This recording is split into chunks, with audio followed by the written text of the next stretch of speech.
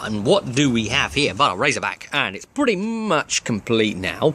I didn't want to put all the decals and details and things you can put on it, so I wanted to do this one uniquely, so it's its own special one.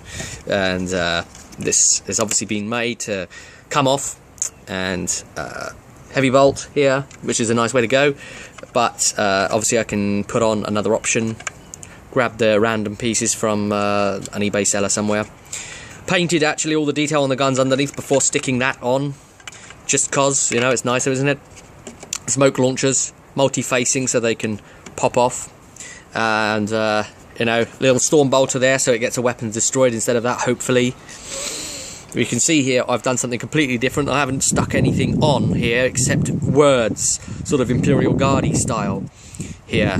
Honorum Gloriam, and obviously we've got the company mark and the thing that shows it's a troop transporter for the system I've been using for doing it here. And yeah, we can see here I've just stuck a little like ammunition box thing on the back, and again, you know, just anything I can lay my hands on. I've painted the interior. Whoa, that's just mega dark. You'll never be able to see in there, but I have. Anyway, to some sort of standard, not quite as high a standard because it doesn't all open right up. So the plan is to work on a las cannon version of this so I can pop it on and get it a-going. Oh, and one last thing, if we look underneath, this is how I've handled the magnets. So I've taken a couple of modelling magnets, stuck them on. You can see horrible glue marks there. They did horrible things to my tank, but I didn't mind because it's underneath.